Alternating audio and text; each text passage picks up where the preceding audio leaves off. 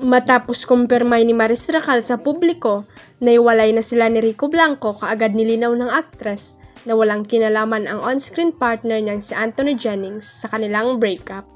Sa ginanap na Star Magic Press ko nitong Biyernes, July 12, 2024, sinapubliko ni Maris ang malungkot na kinahantungan ng 5 taong pagmamahalan nila ni Rico.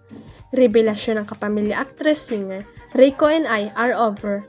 It's fresh, it's been weeks, loneliest and emptiest weeks I've ever experienced in my life."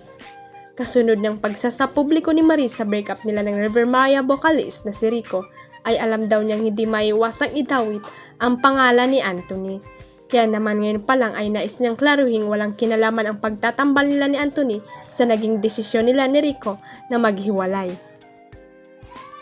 Paglilinaw ng aktres, Anthony is out of the picture. It's just mainly me and Rico, mainly me, I'm the issue. Sa Defang Kapamilya series na Can't Buy Me Love, unang nagtambal sina Maris at Anthony.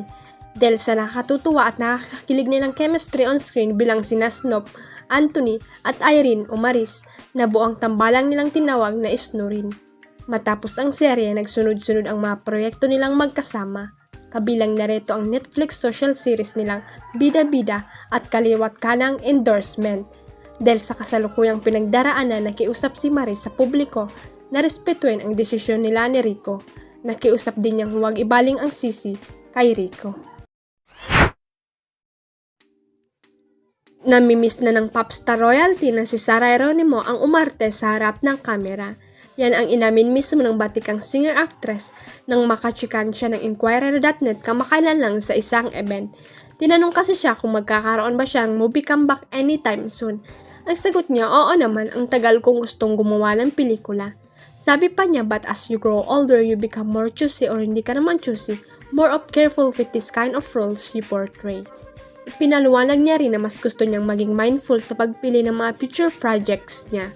We are messengers also. Pati sa pagkanta, kailangan naming piliin ang right material. But given the right material, go ako anytime. Sambit ni Sarah. Nang tanungin naman siya kung posibleng magsama sila ng kanyang mister na si Matteo Guidicelli sa isang pelikula, meron kami dapat gawin pero baka sa 2050 namin gagawin. Biro ng veteran singer, pero binawi niya ang una niyang sinabi at nilahad na may tamang timing ang lahat. Bukod sa musika, marami ng pinagbida na pelikula si Sarah sa buong karera niya sa mundo ng showbiz.